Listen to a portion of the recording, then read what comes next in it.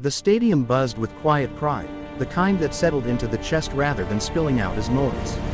Rows of crisp uniforms caught the afternoon light, every brass button polished to a mirror shine. Families filled the bleachers, clutching programs and phones, whispering names and ranks as if afraid to break the moment. At the very back of the stands, an elderly woman sat alone, hands folded over a worn leather purse resting on her knees. Her name was Margaret Hale, though no one here knew it. She had arrived early, walking slowly with the help of a simple cane, refusing the young usher's offer to escort her all the way down. She chose the back row deliberately. From there, she could see everything without being seen too closely herself. Margaret's eyes searched the formation until they found him. Third row from the front, shoulders squared, jaw tight. Her grandson, Daniel Hale, stood at attention in his dress blues, looking every bit the Marine he had worked so hard to become. The sight made her throat tighten. She blinked, steadying herself, and allowed a small, private smile. Around her, families leaned toward one another, pointing and murmuring with excitement. A woman a few seats down dabbed her eyes with a tissue.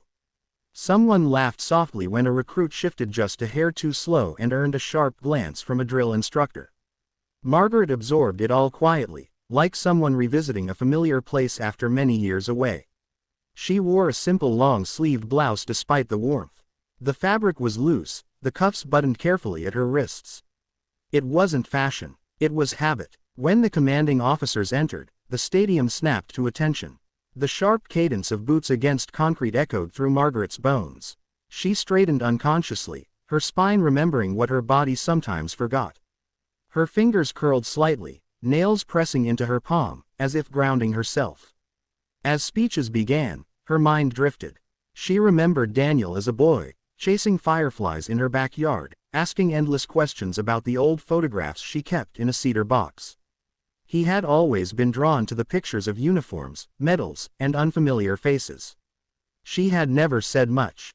Some stories felt heavier spoken aloud. A shadow crossed her briefly as someone moved down the aisle. Margaret looked up to see a Marine officer scanning the stands, his gaze methodical, trained. He wasn't looking for trouble. He was assessing, the way Marines do. When his eyes passed over her, they paused for a fraction of a second longer than usual.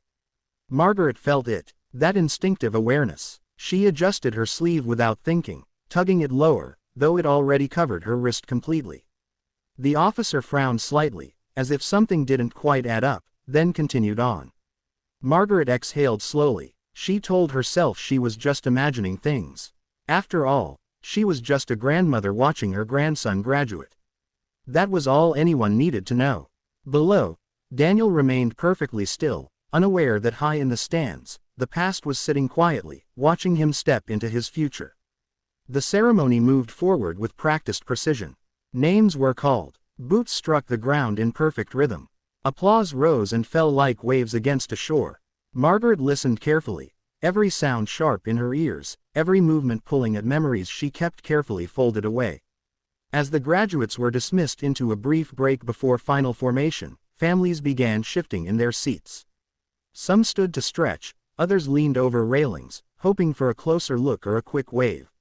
Margaret remained seated, her gaze fixed on Daniel as he was guided with the rest of his unit toward the edge of the field.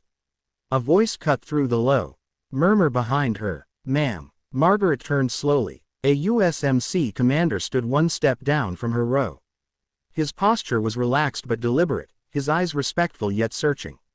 He removed his cover as protocol demanded when addressing a civilian, but his attention never wavered. "Yes," she replied calmly. "Forgive me for asking," he said, lowering his voice, "but are you here with family?"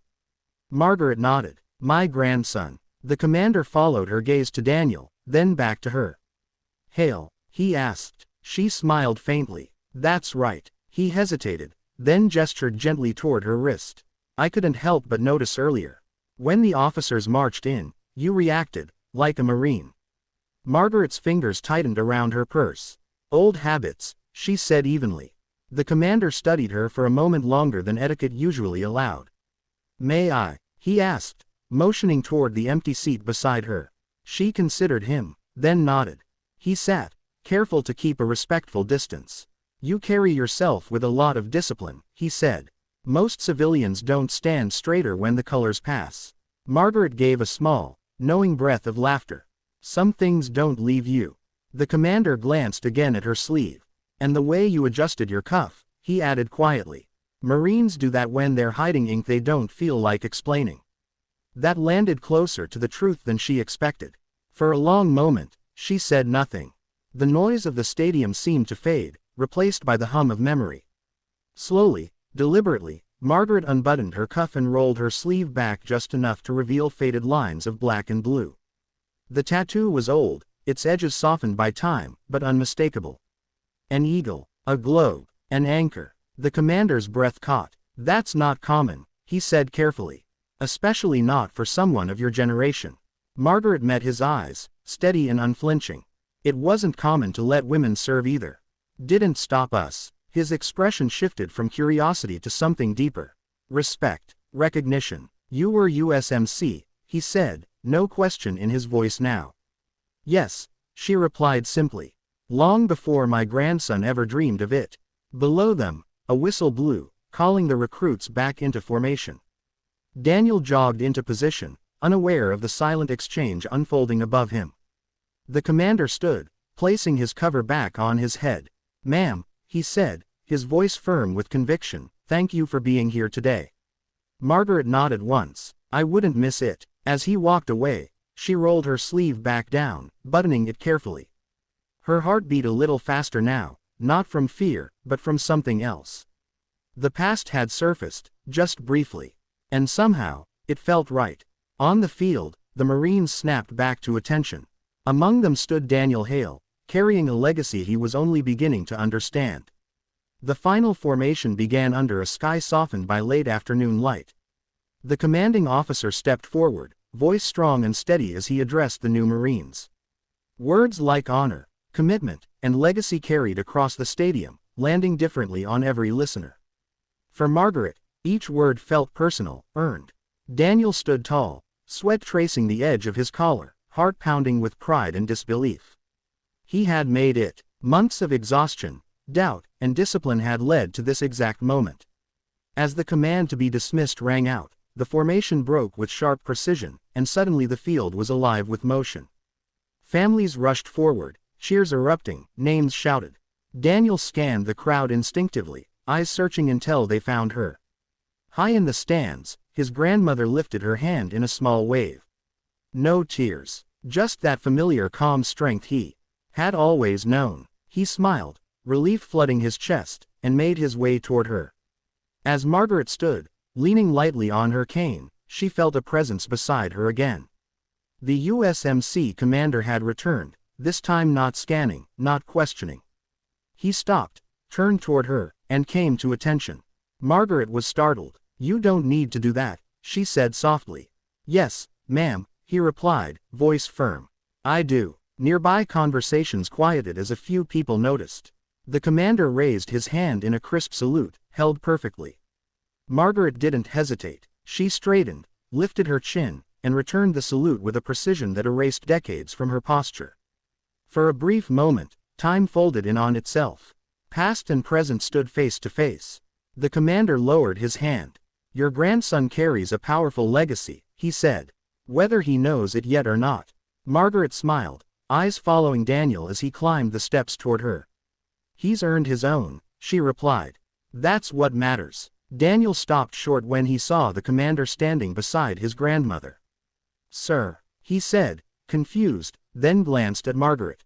Everything okay? The commander stepped back, giving them space. More than okay, Marine, he said. Congratulations. Daniel turned to his grandmother, pride shining in his eyes. Did you see it? He asked. The whole thing. Every second, she said. Then, gently, she rolled her sleeve back just enough for him to see. Daniel froze. He stared at the faded tattoo, recognition dawning slowly. Grandma. His voice cracked, not with confusion, but awe. She covered his hand with hers.